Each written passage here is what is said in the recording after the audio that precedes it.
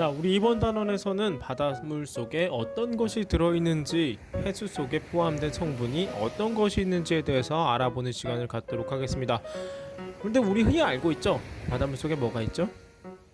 자, 요걸 보면 알 수 있습니다. 자, 봅시다. 여기는 어디죠? 그렇죠, 염전이죠. 염전은 뭐 하는 곳이죠?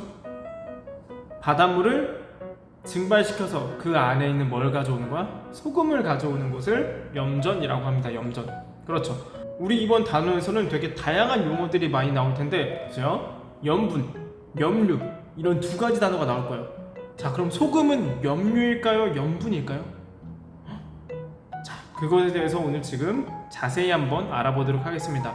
바닷물 속에 들어있는 것이 무엇이고, 염류는 뭐고, 또 염분은 어떤 뜻을 가지고 있고, 소금은 그럼 대체 뭔지 한번 정확하게 알아보도록 하겠습니다.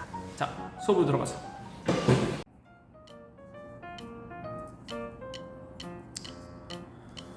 자, 핵심 3번 해수의 성분 나가보도록 하겠습니다. 일단 해수에 어떤 것들이, 해수가 어떤 것으로 구성되어 있는지 한번 알아보도록 할게요. 자, 해수의 구성물질입니다. 일단 해수라는 건 뭐니 얘들아? 해수는 그렇죠, 바닷물이죠. 바닷물이니까 얘들아 일단 뭐가 있어요? 당연히 그렇죠, 물이 있어야겠죠. 물. 아까 염전 사진에서도 봤으면 알겠지만 얘를 증발시켜서 뭘 만들어?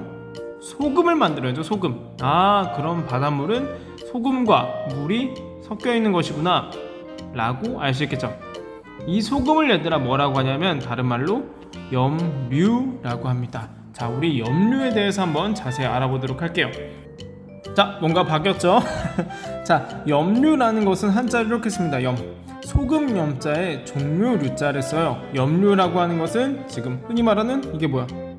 솔트, 소금이죠. 소금. 염류는 뭐래?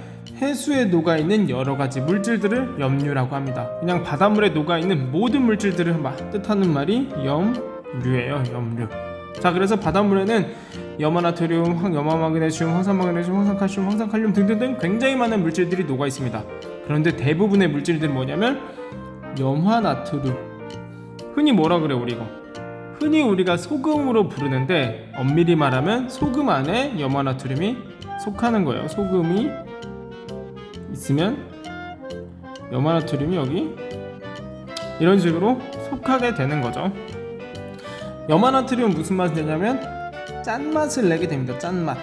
그래서 우리가 바닷물을 먹으면 짠맛이 느껴지는 거예요. 대부분이 염화나트륨으로 되어 있기 때문에 대략 77.7%가 염화나트륨입니다.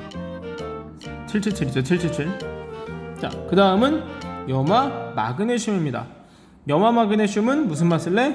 쓴맛을 내요. 쓴맛. 그래서 바닷물을 먹게 되면 짜고 씁쓸한 맛이 나는 거예요. 이게 대략 10.9% 들어있습니다. 숫자 중요하냐고요? 중요하진 않습니다. 그냥 기억해 두시면 좋아요. 자, 그리고 황산마그네슘, 황산칼슘, 황산칼륨 등 등등등 여러가지 성분들이 녹아 있습니다. 이런 성분들을 다 뭐라고 한다고? 염류라고 한다고. 염류는 뭐야? 해수에 녹아있는, 바닷물에 녹아있는 여러가지 물질들을 염류라고 하게 됩니다. 자, 다음은 염분입니다. 염분의 분자는 여러분 나눌 분자를 써요. 나눌분. 우리 나눌 분자 언제 쓰냐면 분수할 때 쓰거든. 분수. 그래서 이 염분이라고 하는 것은 결국 바닷물에 얼마만큼의 염류가 들어있는지, 얼마만큼의 소금이 들어있는지 내가 퍼센트로 나타내겠다라는 소리예요. 염분이 높다는 소리는 점점 더 바닷물이 염류가 많이 들어있어서 짜다는 소리겠고요. 염분이 낮다는 소리는 염류가 적게 들어있어서 싱겁다, 그런 소리로, 그런 뜻으로 해석할 수 있겠습니다. 자, 보면 해수 1000g에 녹아있는 염류. 자, 해수 1000g의 염류가 얼마나 녹아있는지, 이 물질들이 얼마나 녹아있는지를 그람수로 나타낸 것. 자, 만약에 예를 들어서 해수 1000g의 염류가 35g 녹아있어요. 뭔 소리 하면 바닷물이, 자, 1리터의 바닷물이 있어요. 1리터의 바닷물이 있는데 얘를 다 증발시킬 거야. 다 증발시키니까 남은 게 뭐야? 딱 소금만 남았어. 소금. 근데 이게 몇이래? 35g이래. 그럼 이때 염분은 35가 되는 겁니다. 그런데 예전에는 이제 첨분율이라고 해서 퍼밀이란 단위를 썼는데 그건 이제 사용하지 않고요. 새로운 단위인 PSU, 실용 염분 단위를 사용하게 됩니다. 자, 실용 염분 단위 앞글자만 따서 PSU라는 단위를 사용하게 됩니다. 자, 어떤 식으로 나타내냐면 지금 1000g의 바닷물이 있어. 1000g의 바닷물. 1000g의 바닷물을 막 증발시켰더니 몇만 남았어? 35g의 소금, 염류만 나왔다고 합시다. 35g의 염류. 자, 그럼 이때 PSU는 35PSU라고 쓰게 됩니다. 간단하죠? 그래서 전세계 평균 PSU, 전세계 해수의 평균 PSU가 대략 35 PSU 정도 됩니다. 자, 자꾸 종이가 바뀌는데, 자, 35 PSU의 해수 1000g에 들어있는 물은 몇이겠어 그러면? 자, 35 PSU래요. 그러면 1000g의 해수에 염류가 몇 g 들어있는 거야? 아, 35g 들어있구나라고 알 수가 있겠죠. 그럼 물은 몇이겠어 얘들아? 1000g에서 35g을 빼야겠죠. 그럼 물은 총 몇 들어있는 거야? 965g 들어있는 거고, 염류는 얼마 들어있어? 염류는 35g 들어있는 거고, 염분은 뭐라고 쓴다고 얘들아? 염분은 35 PSU라고 쓴다고요. 간단하죠? 그렇게 썩 어렵진 않죠? 자, 여러분들이 이제 근데 고등학교에 가거나 어려운 과학들을 배우다 보면 염이라고 하는 것에 대해서 조금 자세히 배우게 돼요. 그래서 그걸 한번 알아보도록 하겠습니다. 자, 알쓸신잡입니다. 진짜 염류의 뜻을 한번 보도록 할게요. 바닷물, 해수에 녹아있는 여러가지 물질들을 염류라고 했어요. 그럼 바닷물에 녹아있는 물질만 염류야? 그건 아니라는 겁니다. 자, 염류라는 건 뭐냐면 솔트에 S를 붙인 거예요. 여러가지 염들을 나타낸 겁니다. 선생님, 그럼 염이란 건 뭔가요?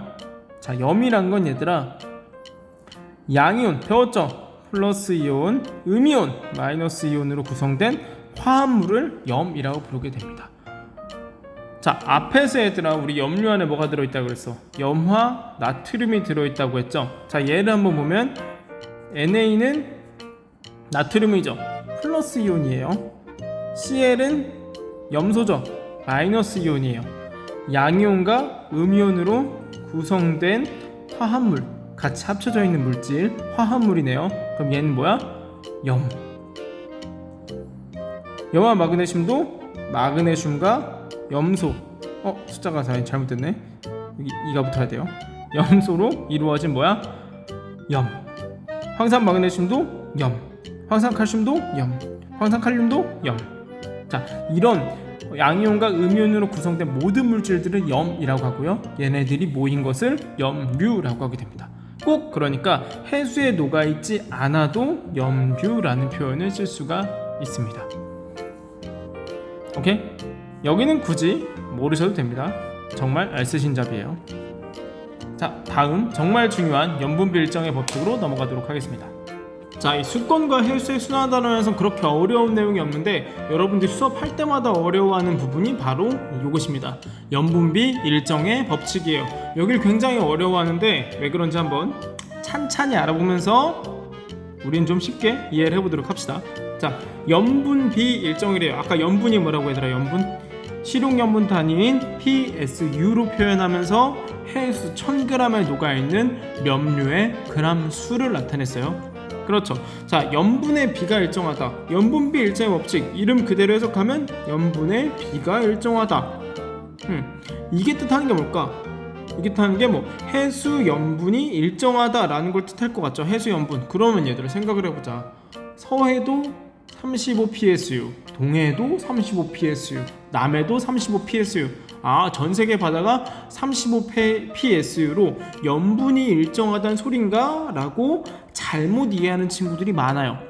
그런데 이거는 조금 다르게 한번 생각을 해봅시다. 이게 염류의 성분비가 변하지 않는다로 생각을 해보도록 합시다. 난 여러분들이 이걸 굉장히 어려워하는 게 용어의 문제라고 생각해요. 용어. 자, 염분비 일정의 법칙을 염류의 성분비가 변하지 않는다로 한번 이해하면서 우리 예시로 한번 알아보도록 할게요. 자, 따라오세요. 자, 염분비 일정의 법칙 예시로 알아보기입니다. 자, 해수의 종류와 양이 써 있고요. 염류의 양을 구하도록 돼 있어요. 자, 아까 염류란 게 뭐라고 얘들아? 또 말하면 좀 그러니까 해수 1000g에 녹아있는 염류의 총 그람수를 나타낸 거라고 했어요. 자, 그럼 각각의 해수의 염류의 양을 먼저 한번 구해보도록 합시다. 잠깐 멈춰놓고 한번 직접 구해보도록 하세요. 자, 염류의 양 모두 구해봤나요? 자, 선생님이랑 같이 하나하나 해보도록 합시다. 1000g의 해수에 35 PSU의 염분이 들어있대요. 그럼 여기 염분 몇이야? 염류 몇이야?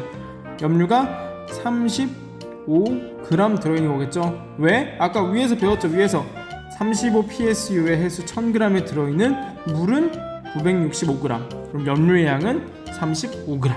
오케이. 자, 그러면 40 PSU인 해수 1000g에 들어있는 염류의 양은 그렇죠, 40g이 될 거예요. 두 번째랑 세 번째는 얘들아, PSU 염분이 같아요. 근데 뭐가 달라? 해수의 양이 다르대. 그럼 얘들아, 당연히 해수 안에 포함된 염류의 양도 다르겠죠. 1000g에서 500g이 됐으니까 염류의 양도 얼만큼? 절반이 되겠네. 자, 이번에는 50 PSU래요. 그러면 총 몇 g이야 염류가? 그렇죠, 50g 들어있기 때문에 50 PSU란 표현을 쓰겠죠. 자, 염화나트륨. 자, 아까 얘들아, 염류 속에는 그 해수에 녹아있는 여러가지 물질인 염류 속에는 염화나트륨, 염화마그네슘, 황산마그네슘, 황산칼슘, 황산칼륨 등 여러가지 염들이 들어있다고 했어요. 여러가지 염. 그 중에서 염화나트륨의 양만 선생님이 이건 알려드리도록 할게요. 자, 염화나트륨의 양은 다음과 같습니다. 이건 선생님이 미리 알려준 거예요.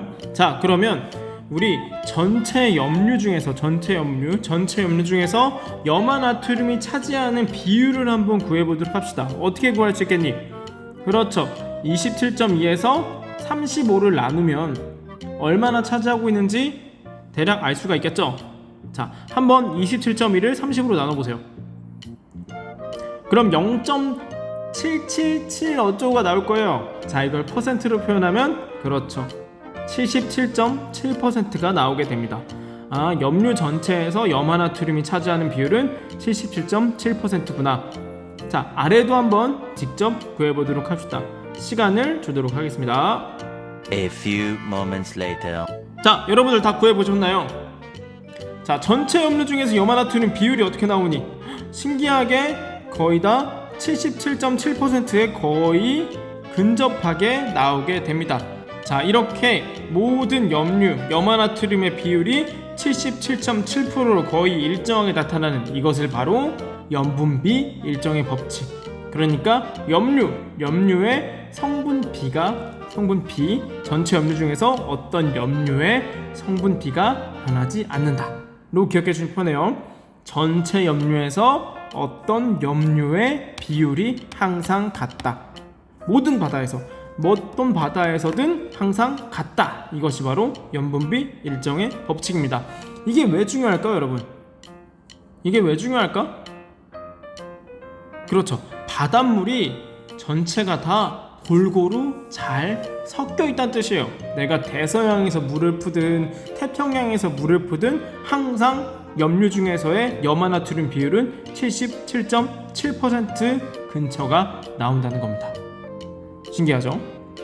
자, 옆에 한번 정리해 보도록 할게요. 자, 퍼센트가 조금 오묘하게 다르긴 한데 그건 살짝 무시하시고, 자, 비율이 어때 얘들아? 비율이 변하지 않는다. 전체 염류 중에서 염화나트륨 비율, 자, 이것이 변하지 않는다는 겁니다. 전체 염류 중에서 어떤 특정한 염류, 특정한 염화나트륨이라든지 아까 나왔던 염화마그네슘이라든지 이런 비율들이 변하지 않는다. 그게 뭐다? 염분비 일정의 법칙이라고 하는 겁니다. 자, 밑에 한번 다시 정리해 볼게요. 자, 정리해 보도록 합시다. 자, 35 PSU 해수에 1000g짜리 해수가 있어요. 그럼 여기 염류의 양은 그렇죠, 35g이 나오게 됩니다. 그럼 이 35g 중에서 각각의 염류들의 양, 각각의 염들의 양은 염화나트륨은 27.2, 염화 마그네슘은 3.8 쭉쭉쭉쭉 이런 식으로 염들이 나오게 되고 얘네들을 다 더한 값이 35g이 되게 됩니다. 그런데 만약에 35psu가 아닌 다른 바다에서 보면 이 값, 합계값은 어떻게 돼? 35psu보다 높은 바다에서는 더 높게 나올 테고 35psu보다 낮은 바다에선 낮게 나올 겁니다. 그러면 해수 1000g의 염료의 양은 어떤 바다냐에 따라서 항상 변하게 됩니다. 염분이라고 잘못되어 있네요. 염류의 양이죠. 자, 염류의 양은 항상 변화를 하게 됩니다. 그렇죠. 그런데 뭐가 안 바뀌는 거야?